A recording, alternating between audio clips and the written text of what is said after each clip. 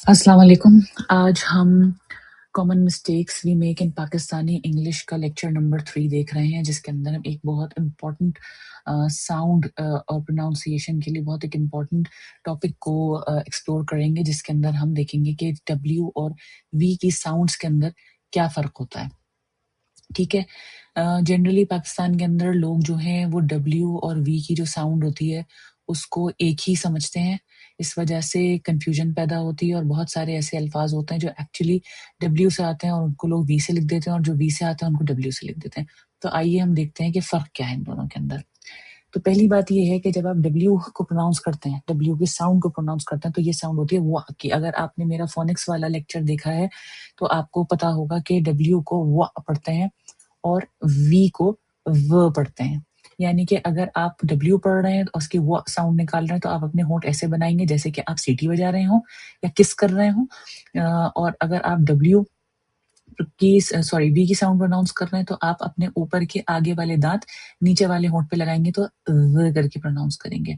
तो एक जनरल कहावत है कि किस योर डब्ल्यूज एंड बाइट योर वीज।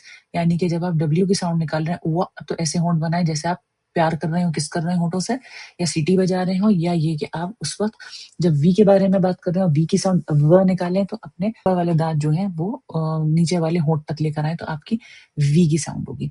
तो अब मेरे पास लिस्ट है, मैंने ऐसे वर्ड्स जमा किए हैं जो कि सुनने में एक जैसे लगते हैं, लेकिन जब आप अभी प्रोनाउंसिएशन उनका सुनेंगे कि एक जैसे लगने वाले अल्फाज जब डब्ल्यू से प्रोनाउंस हो रहे हैं तो कैसे लग रहे हैं, और जब वी से प्रोनाउंस हो रहे हैं तो कैसे लग रहे हैं। आइए हम अपनी लिस्ट देखते हैं। तो हमारे पास लिस्ट के अंदर डब्ल्यू वाले वर्ड्स ये इस कॉलम में लिखे हैं, लेफ्ट मोस्ट कॉलम के अंदर, और फिर वी वाले वर्ड्स जो हैं वो यहाँ लिखे हैं राइट वाले कॉलम में, और बीच में इनके मैंने मीनिंग्स लिख दिए, मतलब लिख दिया ताकि सुनने वाले को आसानी हो समझने में। तो हमारा पहला वर्ड है वेंट। जब आप वेंट कह रहे हैं तो आप अपने होंठ ऐसे बना रहे हैं जैसे कि आप सीटी बजा रहे हो, और वेंट है ये वाला लफ्ज जो कि वी से आ रहा है। मतलब ये है कि वेंट जो होता है वो पास्ट टेंस ऑफ गो है, she went to the school, और ये है वेंट यानी कि जैसे एसी में वेंट होता है जिनमें से हवा आती है उसे कहते हैं went. This is went and went. Wine जो कि शराब कहलाती है, वाइन जो कि बेल होती है दरख्तों की जो दीवारों पे चढ़ जाती है, बड़े दरख्तों के तने पे चढ़ती है, उसे वाइन कहते हैं। This is wine. Then we have another word waste.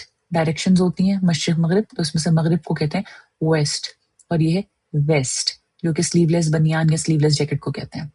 Wait, wait का मतलब होता है जो चीज गीली हो, ड्राई ना हो, और ये है वेट जो कि जानवरों का डॉक्टर को कहते हैं। व्हील टायर को या पहिए को कहते हैं, और व्हील ये कहते हैं एक बछिया के गोश्त को, यंग सी जो गाय होती है ना उसके गोश्त को कहते हैं व्हील। वेल इसका मतलब होता है बैन करके जोर से रोना।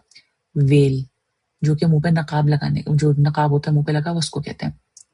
Then we have a word very, जिसका मतलब होता है केयरफुल होना, और ये वर्ड है बहुत कॉमन, जैसे वेरी गुड कहा जाता है वो है वेरी इन एक्सट्रीम।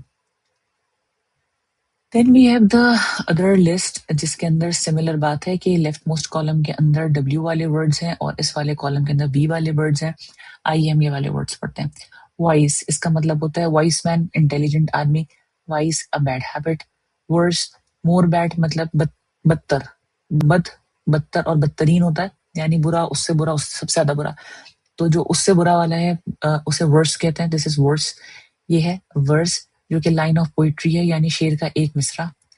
वेल इसका मतलब ये होता है कि किसी चीज के ऊपर कोई उभरा हुआ सा निशान हो, उसे वेल कहते हैं, और ये है well, valley. Then we have watt, power of unit होता है, कितने वॉट का बल्ब है, और ये है वॉट, लार्ज कंटेनर।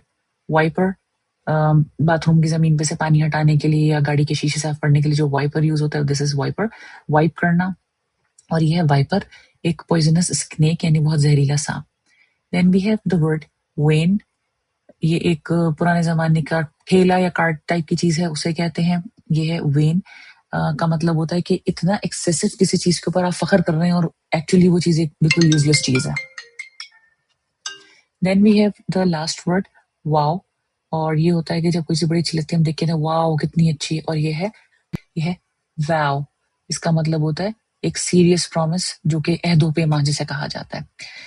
इसके बाद हमारे पास जो है एक बोनस वर्ड है जो आज मैंने सोचा कि इसके बारे में थोड़ी सी बात करें। नॉर्मली हमारे पास AEIOU जो वॉवल्स कहलाते हैं, पाकिस्तान में हम उन्हें कहते हैं वॉविल, जो कि एक गलत प्रोनाउंसिएशन है। सही प्रोनाउंसिएशन है वाओ-एल। हम इन्हें जब सही प्रोनाउंस करते हैं तो हम इसे कहते हैं वाओएल, और पाकिस्तान में हम क्या कहते हैं? वॉवल, क्योंकि V और W की जो साउंड होती हैं उनको हम डिफरेंशिएट नहीं कर पाते। आई होप इस वीडियो से आपको थोड़ा सा फायदा होगा और प्रोनाउंसिएशन के अंदर हेल्प होगी, और ये बात समझ में आएगी कि W की साउंड कैसे निकालनी है और V की साउंड कैसे निकालनी है। Kiss your W's and bite your V's। Thank you.